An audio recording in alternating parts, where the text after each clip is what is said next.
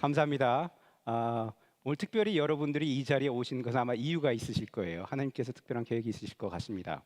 아, 오늘 이제 주님을 찬양하고 경배하기 위해서 또 주님이 우리에게 전하실 메시지를 듣기 위해서 이 온라인상으로 참여하거나 아니면 이제 이 임마누엘 성전에 이렇게 오신 여러분을 환영합니다. 비록 우리의 눈에는 보이지 않지만 성령님께서 주님의 성령이 우리와 함께 하고 계십니다.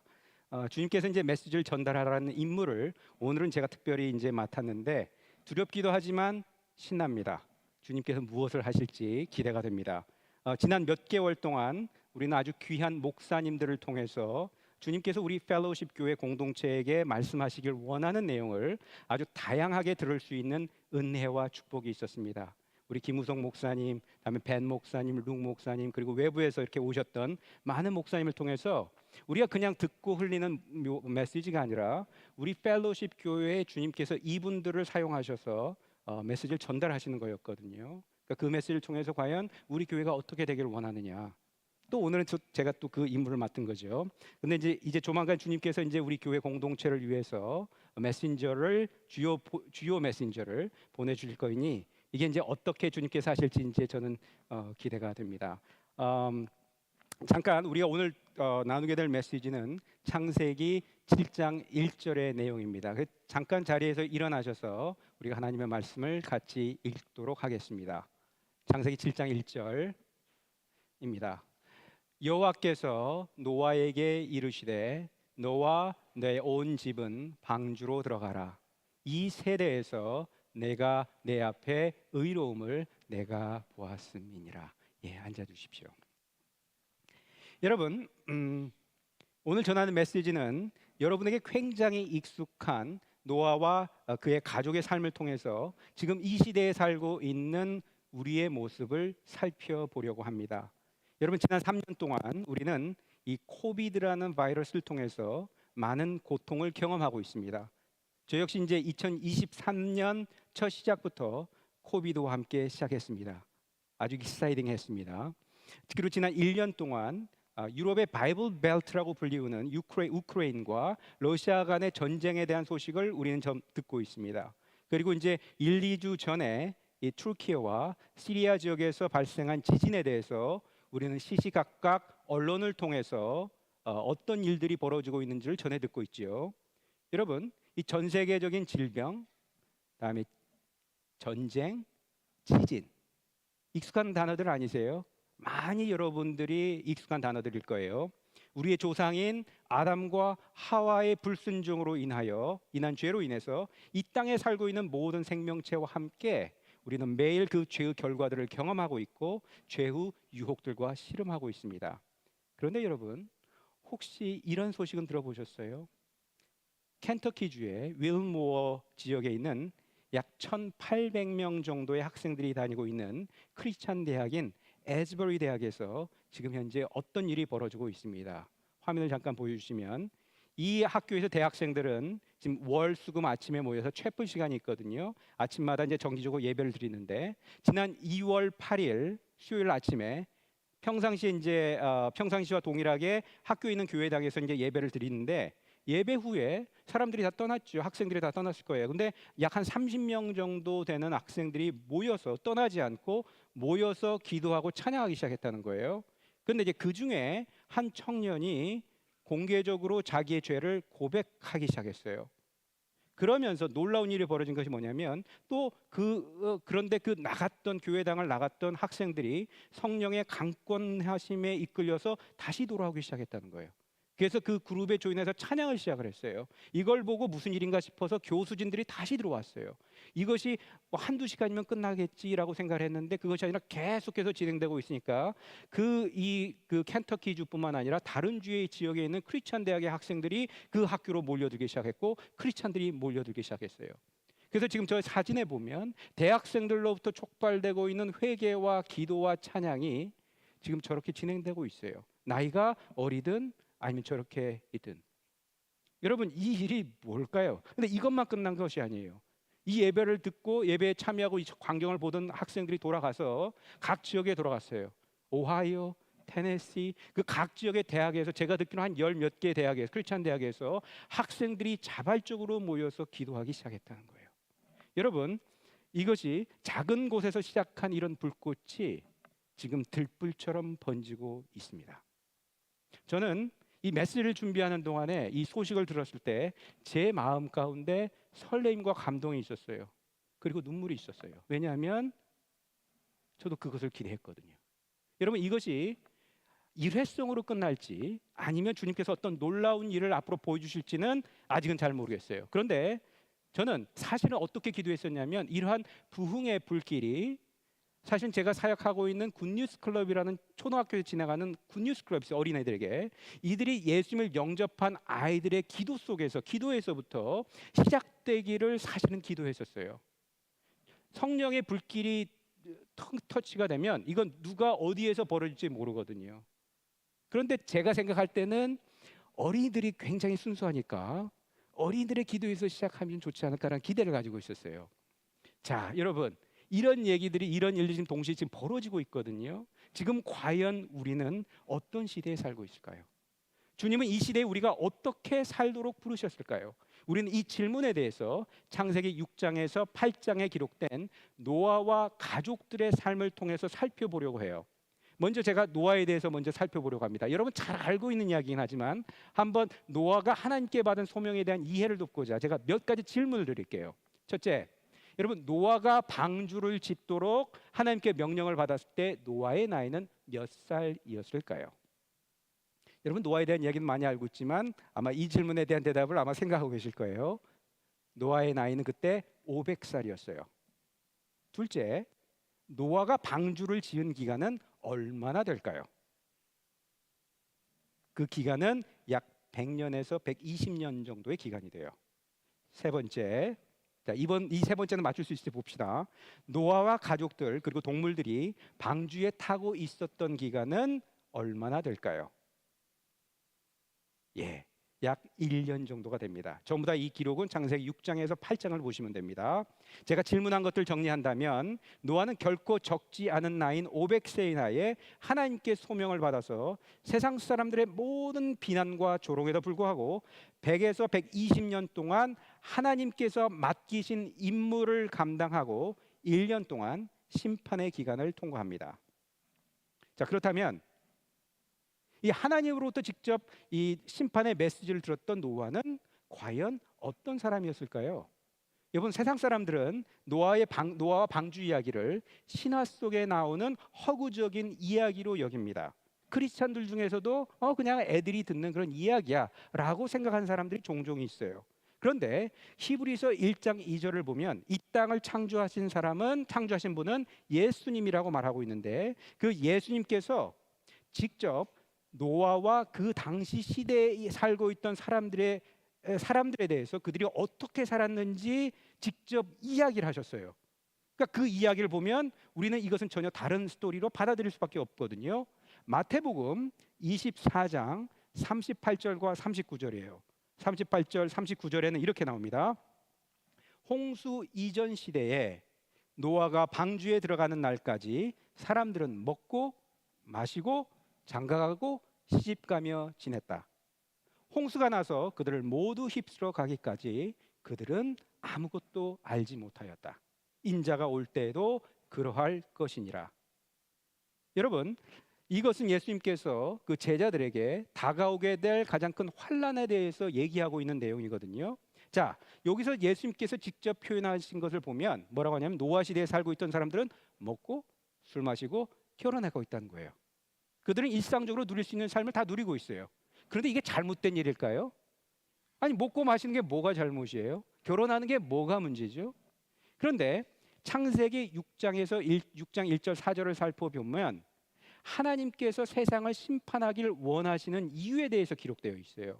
그래서 뭐라고 나와 있냐면 이 구절에 따르면 이 결혼과 관련해서 하나님의 질서에 어긋나는 일들이 넘치게 되었고, 또 그로 인해서 우상 숭배와 땅의 폭력이 난무하는 것을 보셨다는 거예요.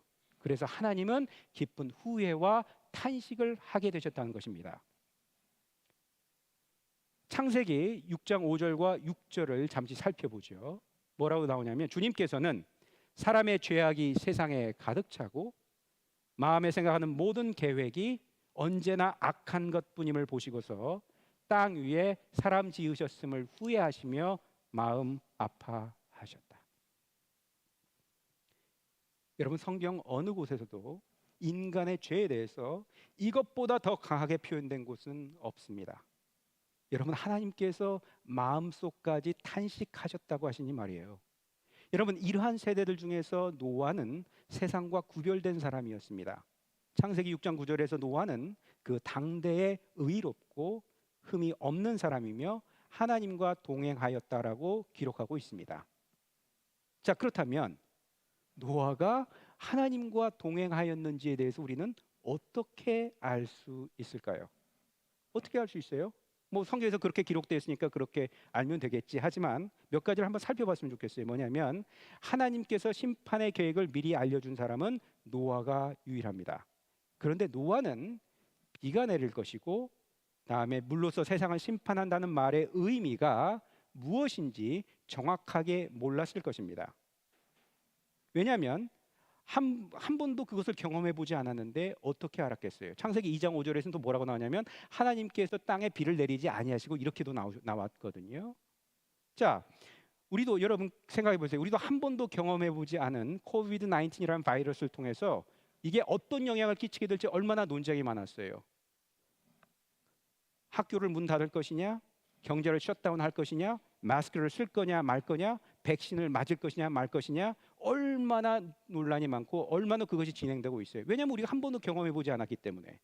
그리고 이것이 맞다 저것이 맞다 논쟁이 많았죠. 그러니 홍수와 비가 온 세상을 덮어버리는 것을 한 번도 경험해 보지 않은 노아에게 말씀하시는 하나님의 경고를 과연 노아가 얼마나 이해했겠습니까? 하지만 노아의 반응은 전혀 달랐어요.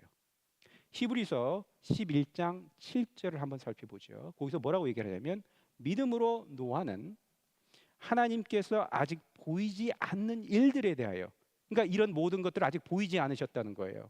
그거에 대해서 경고하셨을 때에 하나님을 경외하고 방주를 마련하여 자기 가족을 구원하였습니다. 노아는 이 하나님께서 부르신 이 소명과 명령에 대해 당시의 경험과 지식으로는 이해할 수 없었지만 하나님의 말씀을 신뢰하고 그의 명령에 100% 순종합니다. 노아의 가족들은 그럼 어떨까요? 노아는 하나님께서 말씀하신 것을 분명히 가족들에게 얘기했을 거예요. 그죠? 그리고 방주 제작 프로젝트에 대해서 말했을 것입니다. 헤이, 내가 하나님한테 이 말씀을 들었거든. 방주를 지어야 되는데 방주를 짓자. 자, 여러분 만약에 이런 일들을 여러분의 성인이 된 자녀들에게 한번 얘기했다고 해봅시다. 어떻게 반응했을까요? 아마 이렇게 반응하지 않았을까요? 아니 아버지, 그런 말도 안 된다는 말을 믿으세요? 도대체 비가 내리고 홍수가 내린다고요? 아니 그게 뭔데요? 지금까지 살면서 한 번도 그런 일을 경험한 적이 없었잖아요. 배를 만들라고요? 동물들 태운다고요? 세상 사람들 우리를 미쳤다고 하지 않겠어요? 여러분 혹시 이런 반응이 나오지 않았을까요? 하지만 가족들은 이 노아의 말에 순종했습니다.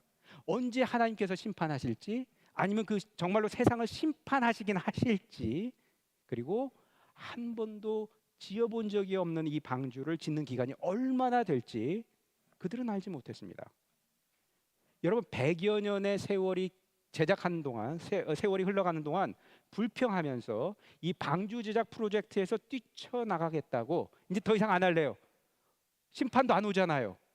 근데 그것을 안 하겠다고 뛰쳐나갔을 법한데도 성경에는 아직 자세하게 기록되지는 않았지만 가족들은 아버지인 노아의 말에 순종을 했고 성공적으로 임무를 완성합니다. 여러분 노아가 의로운 것은 알겠어요. 그죠?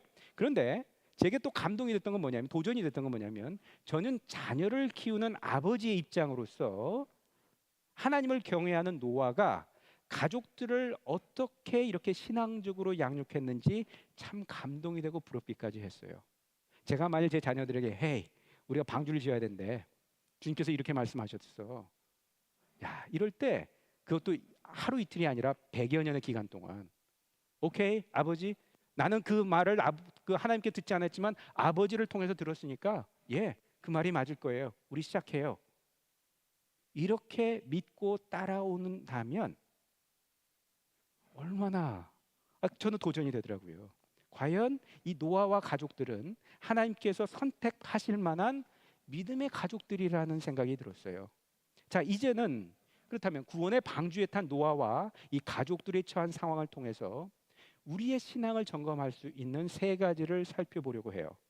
첫째, 노아는 방주의 목적지를 결정하지 않았습니다. 여러분, 사실은 비가 언제 그칠지, 세상을 덮어버린 물들이 언제 말라버릴지 노아는 전혀 모릅니다. 그리고 방주의 최종 목적지와 방향에 대해서 노아는 아무런 결정권이 없었어요. 여러분, 방주에 살고 있는 노아의 가족과 그 안에 살고 있는 동물들의 생존은 전적으로 하나님께 달려 있었습니다. 그리고 하나님께서는 방주가 어느 방향으로 가야 하는지, 또 어디에서 머물러야 하며, 또 언제 방주의 문을 열고 나갈지 모든 것을 인도하고 계셨습니다. 둘째, 노아와 가족들은 이 방주에 있을 때만이 하나님의 보호 가운데 있다는 것을 너무나 잘 알고 있었어요. 방주 바깥에 있는 것은, 즉 하나님의 보호를 벗어나면 그것은 곧 죽음이라는 것을 너무 잘 알고 있었죠. 그러니 인간적으로 생각해 보면 앞으로 어떤 미래가 전개될지에 대한 생각은 있었을지라도 방주에 타고 있는 동안에는 지금 당장 벌어지고 있는 상황에 대한 걱정이나 두려움은 더 이상 없었을지도 모릅니다. 세 번째, 노아가 방주에서 내렸을 때 제일 먼저 한 행동은 생존을 위해서 뭔가를 찾거나 건축한 것이 아니라 하나님께 예배와 제사를 드리는 것을 제일 먼저 했습니다. 그리고 이것이 하나님께 향기로운 제물이 되었다라고 기록되어 있습니다. 여러분, 하나님께서는 노아의 제사에 대한 화답으로 무지개를 통해서 언약의 징표를 삼지요. 그리고 창세기 1장 28절에서 아담과 하와에게 말씀하셨던 동일한 축복을 노아와 가족들에게도 동일하게 말합니다. 창세기 9장 1절입니다. 하나님이 노아와 그의 아들들에게 복을 주시며 말씀하셨다. 생육하고 번성하여 땅에 충만하여라. 여러분, 생육하고 번성하여 오직 하나님만을 경외하는 자녀들로 살아가면서 이 땅을 다스려라. 노아의 조상인 아담과 하와에게 주셨던 동일한 축복의 명령인데요, 이것이 하나님께서 당신의 자녀들, 여러분과 저를 위해서 원래 가지고 계셨던 원래의 계획이셨어요.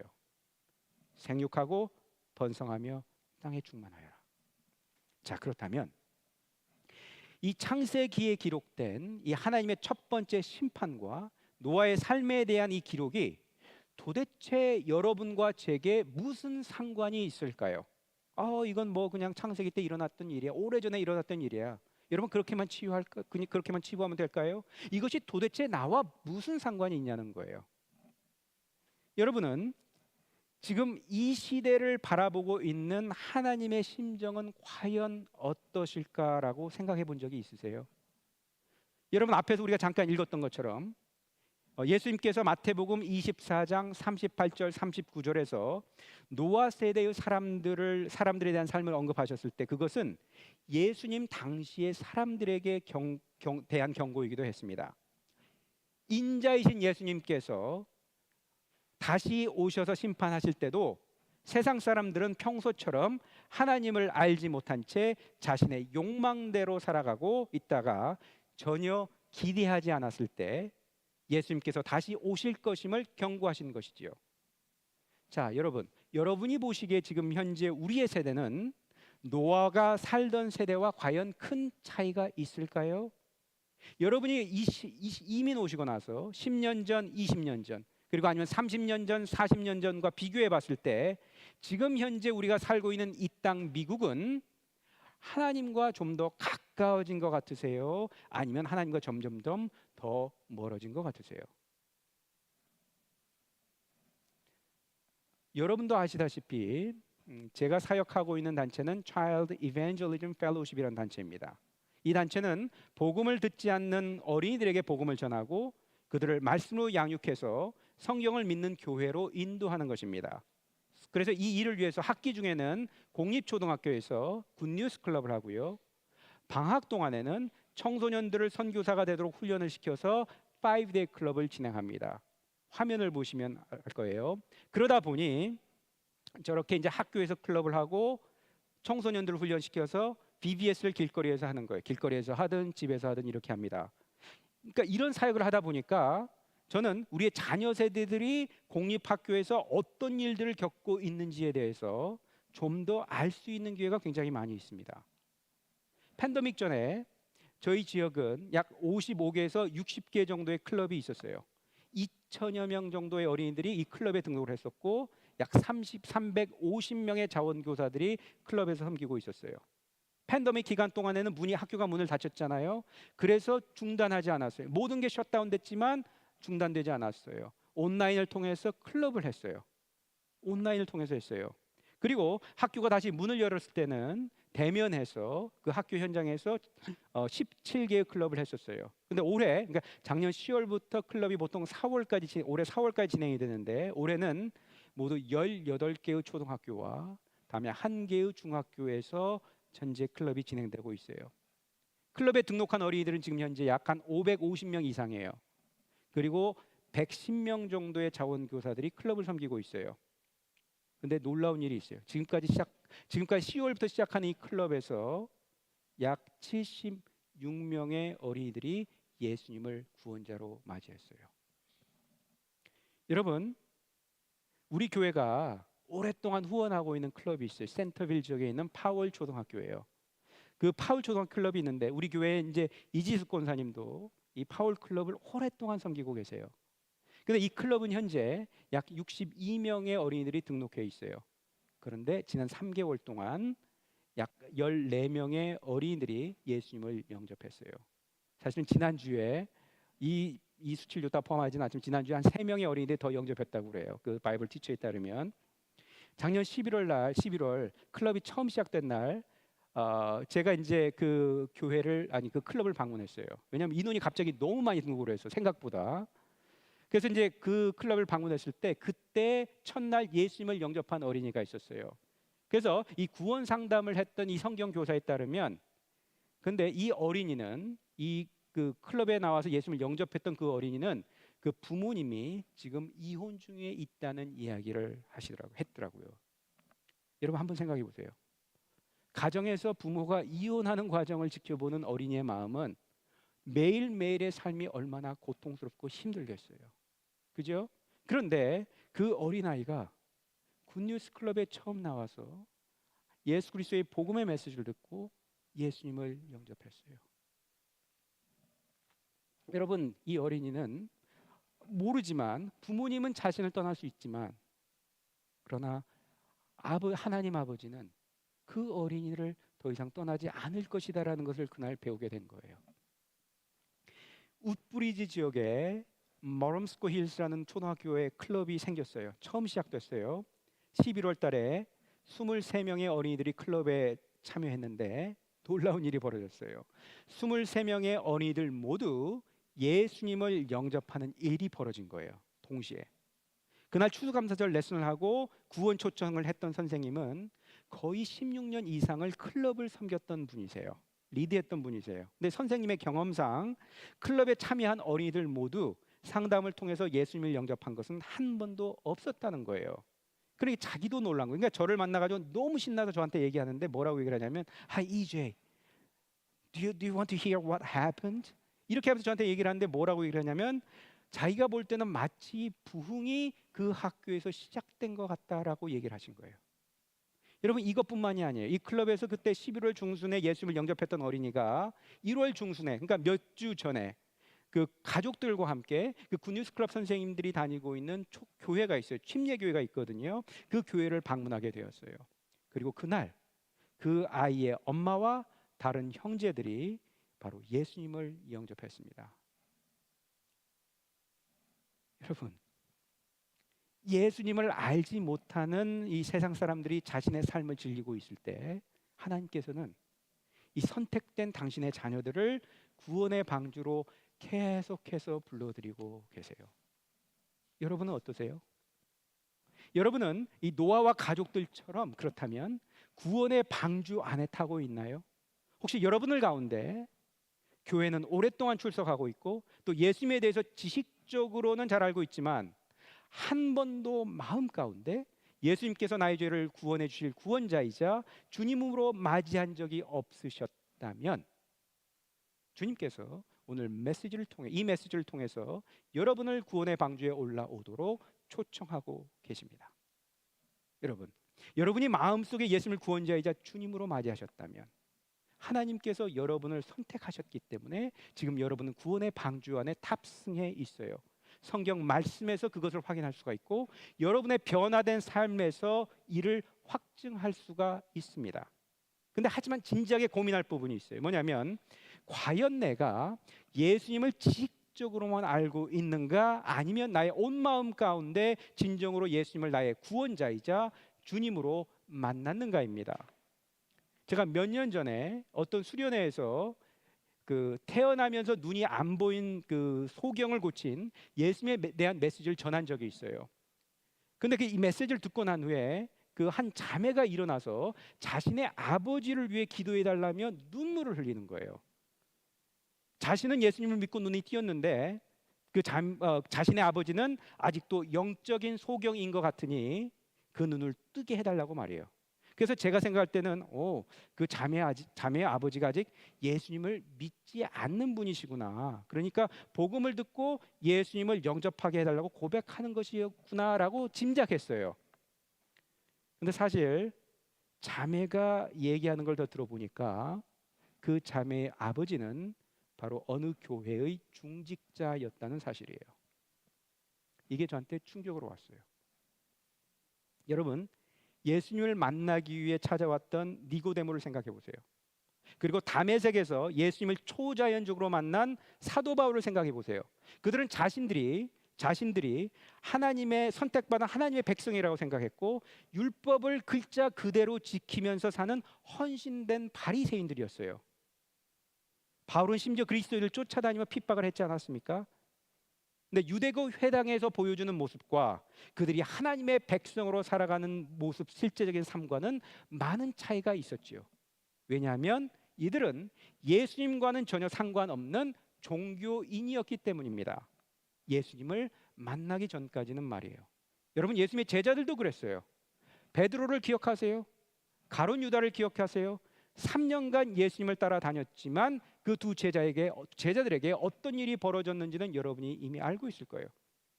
지식적으로는 알고 있을 수 있어요. 많이 부딪힐 수도 있어요.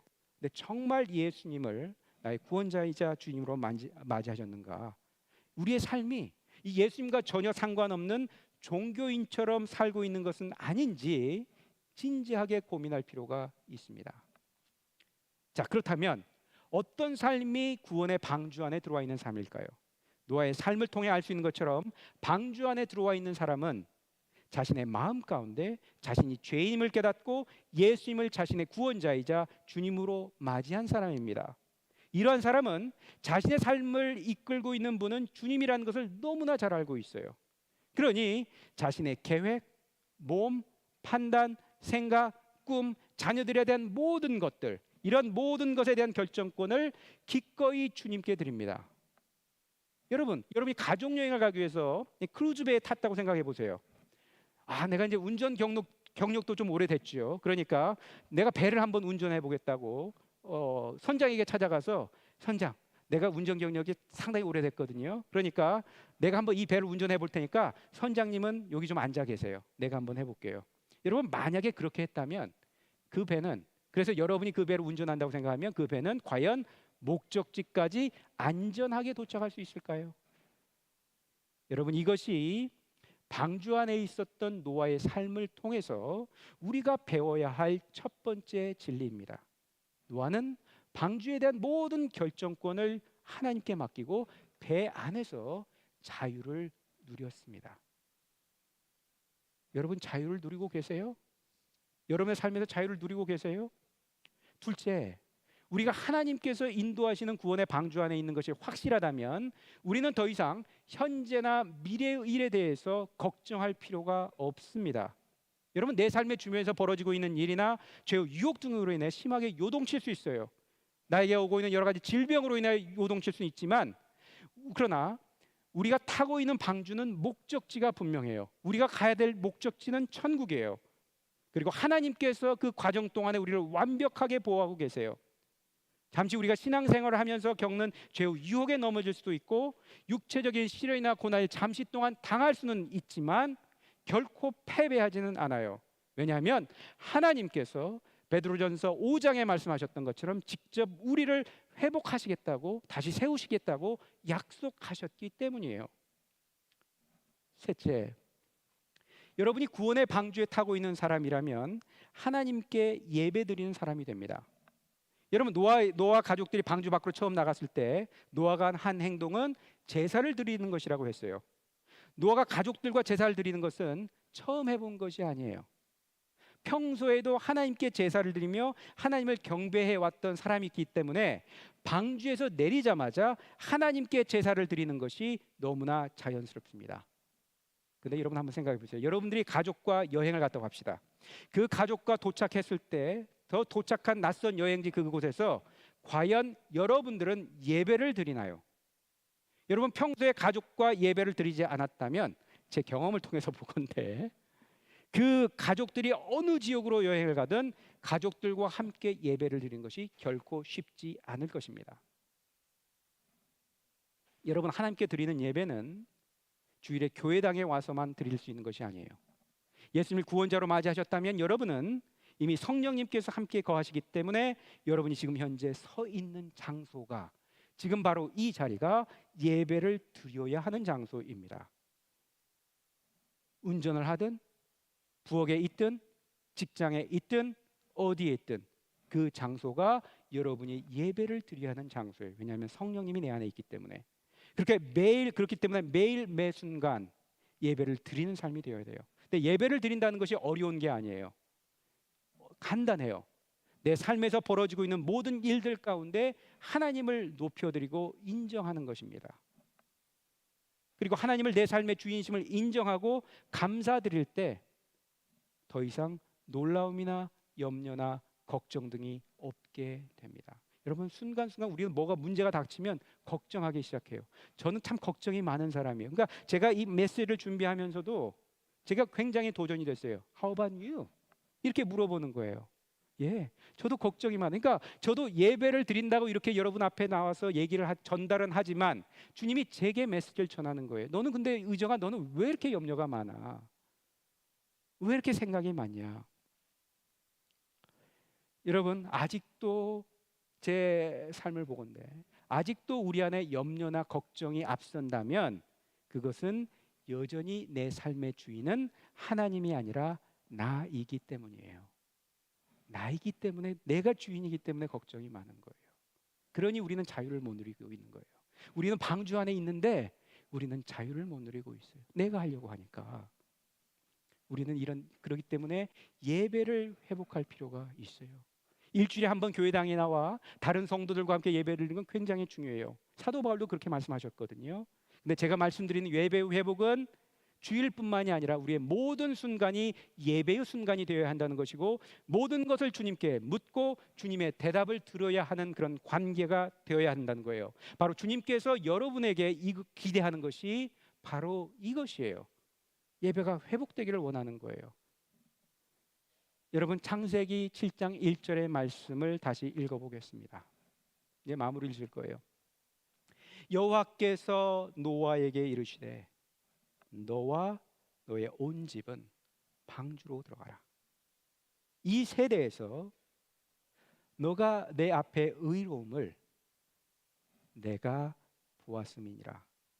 여러분, 여러분이 마음 가운데 예수님을 구원자이자 주님으로 받아들이셨다면 여러분은 구원의 방주 안에 있습니다. 하나님께서 여러분을 선택하셨고 십자가에서 돌아가신 예수 그리스도를 믿는 여러분의 믿음 때문에 여러분을 의롭다고 하나님께서 선포하셨습니다. 예수님께서 언제 다시 오실지는 저도 잘 몰라요. 그런데 노아가 그 날을 준비했던 것처럼 우리도 주님께서 다시 오실 날을 기대하며 준비된 거룩한 교회가 되어야 합니다. 내 삶의 모든 결정권을 주님께 내어드리셨으면 좋겠어요. 여러분, 인생에 지금 폭풍우가 몰아닥치더라도 걱정하지 않았으면 좋겠어요. 여러분과 저는 하나님의 절대적인 보호 안에 있기 때문이에요. 매일 어느 곳에 있든지 주님께 예배를 드렸으면 좋겠어요. 주님이 우리 삶 가운데 일어나고 있는 모든 일들이 주님의 통치 가운데 있음을 인정하고 높여드리며 매일 주님께 묻는, 그리고 그 대답을 듣는 그런 삶을 살아갔으면 좋겠어요. 이것이 오늘 주님께서 여러분에게 나누어주길 원하시는 메시지예요. 잠깐 눈을 좀 감아 보셨으면 좋겠습니다. 오늘 온라인이나 이 임마누엘 성전에서 예배를 드리고 있는 분들 가운데 아직 예수님을 마음속의 구원자이자 주님으로 맞이하지 않은 분이 혹시라도 계십니까? 여러분, 구원의 방주로 들어가는 것은 오직 예수 그리스도를 마음속의 구원자로 믿는 사람만이 들어갈 수 있습니다. 사도행전 16장 31절에서 주 예수를 믿으시오, 그리하면 그대와 그대의 집안이 구원을 얻을 것입니다 라고 말했습니다. 여러분, 예수님을 믿는다는 것은 예수님만이 내 죄를 용서해 줄 수 있는 유일한 분이라는 것과 나의 죄를 위해 십자가에 달려 돌아가셨다가 3일 만에 다시 살아나셨다는 것을 믿는 것입니다. 지금 이 순간 예수님을 내 삶의 구원자이자 주인으로 받아들이기로 결단하신 분이 계십니까? 온라인이 됐든 이 임마누엘 성전이 됐든, 만일 이곳의 메시지를 통해서 여러분 그렇게 결단한 분이 계시다면 지금 자리에서 일어나 주십시오.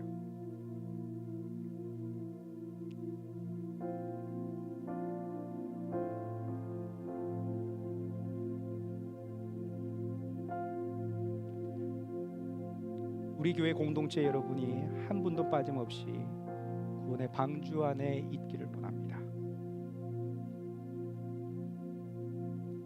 온라인이 됐든 어느 곳이 됐든 그냥 예배에 와서 예배에 그냥 참여하고 돌아가는 형식적인 것이 아니라 정말 내 마음 안에 구원자로 영접하기를 원합니다. 여러분, 혹시 여러분들이 마음 가운데 여러분의 생각나는 여러분의 가족들이 있습니까?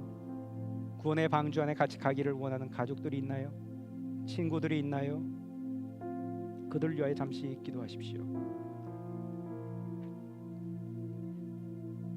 만일 또한 여러분이 예수님을 구원자로 믿는 것에 대하여 자리에는 비록 일어나지 않았지만 이미 마음속에 그런 기도를 드렸다면 여러분은 구원의 방주에 탑승하신 것입니다. 그런데 만약에 그것에 대해서 질문이 있다면 예배가 끝난 후에 잠시 남아서 저를 만나 주십시오. 제가 말씀을 통하여 여러분에게 다시 어떻게 하면 방주에 탈 수 있는지를, 예수님 영접할 수 있는지를 다시 설명해 드리도록 하겠습니다. 잠깐 이 시간에 기도합니다. 아직 방주에 타고 있지 않은,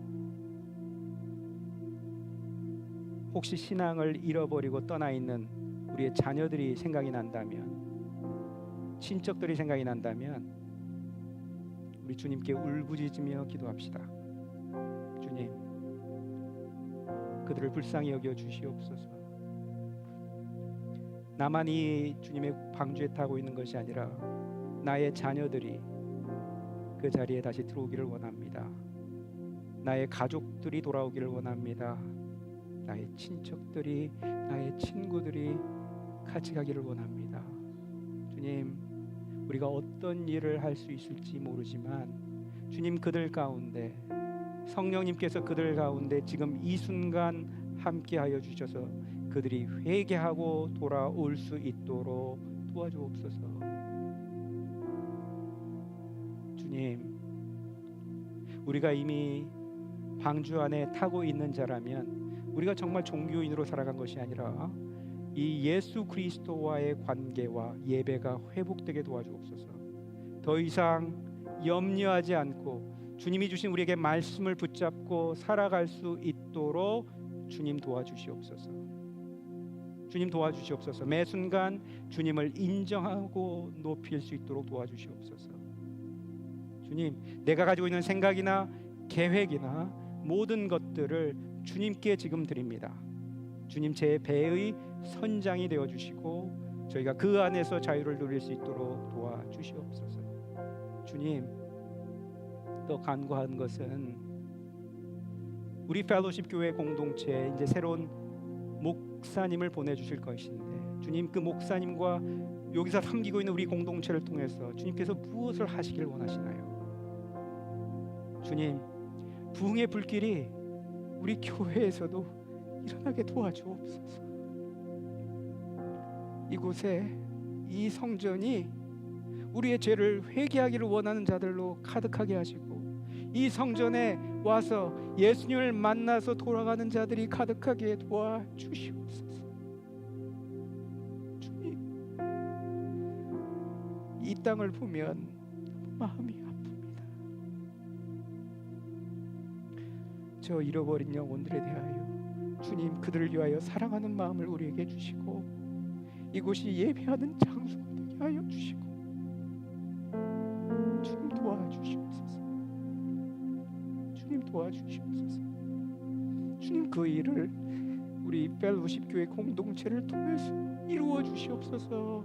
이 부흥의 불길이 이곳에서 일어나서 전 미국의 모든 지역에 퍼지게 도와주옵소서. 우리가 주님이 오실 것을 기대하고 간절히 원합니다. 주님, 우리를 사용하여 주시옵소서. 깨끗한 그릇이 될 수 있도록 도와주시옵소서. 주님, 그 일을 이루실 것을 믿고 기대합니다. 예수님의 이름으로 기도합니다. 아멘. 자, 다 같이 일어나셔서 우리 찬송하고 할까요?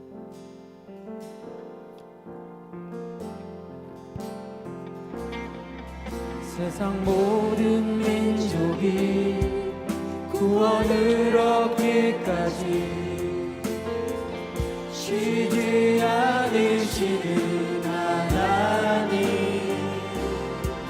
주의 심장 가지고 우리 이제 일어나 주 따르게 하소서. 세상 모든 육체가 주의 영광 보도록 우릴 부르시는 하나님,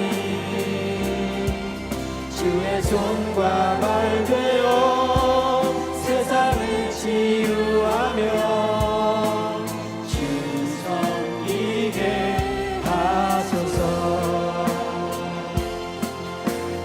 우리 바다 덮은 같이 여호와의 영광을 인정하는 것이 온 세상 가득하리라. 우리 바다 덮은 같이, 우리 바다 덮은 같이, 우리 바다 덮은 같이.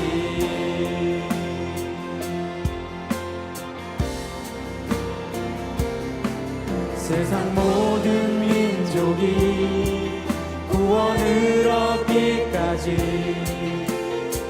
쉬지 않으시는 하나님,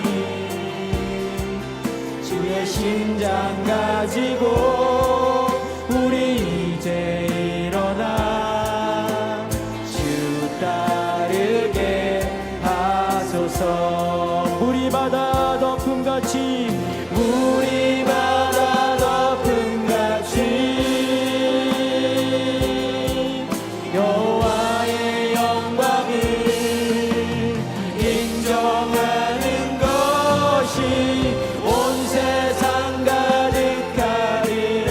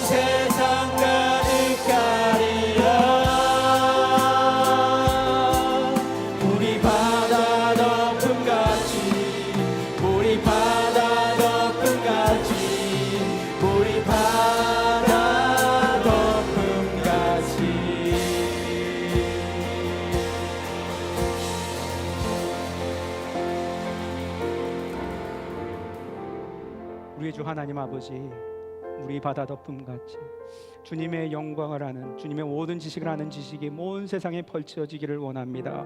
주님께서 이곳에 구원의 방주를 세우고 계시고 계속해서 주님이 선택하신 백성들을 이곳에 불러들이고 계십니다. 주님, 우리 마음 가운데 아직 예수님을 영접하지 않은 자가 있다면 주님 역사하여 주시고, 그 가족들이 있다면, 친구들이 있다면 그들의 마음 가운데 역사하여 주옵소서.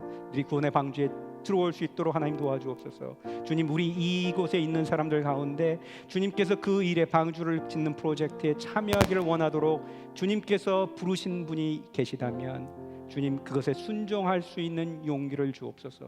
여러 가지 시간이나 일정이나 여러 가지가 있다 하더라도 주님, 그 말씀에 순종할 수 있는 노아와 같은 믿음을 우리에게 허락하여 주시기를 원합니다. 우리가 더 이상 걱정 없이 우리의 모든 결정권을 주님께 드리도록 주님 도와주시옵소서. 내가 주인이 아니라 우리의 선장 되신 하나님이 주인 되시게, 예수님께서 주인 되실 수 있도록 우리의 모든 결정권을 주님 지금 내어드립니다. 주님 받아주시옵소서. 받아주시옵소서. 우리의 삶 가운데 예배가 회복되게 하여 주옵소서. 우리의 가정 가운데 예배가 회복되게 도와주시옵소서. 오늘 이 말씀을 듣고 떠나는 모든 성도들 머리 위에 우리 성령님과 또 우리 예수 그리스도와 하나님께서 함께 역사하신 놀라운 기적이 일어나기를 소원하며 기도드립니다. 아멘.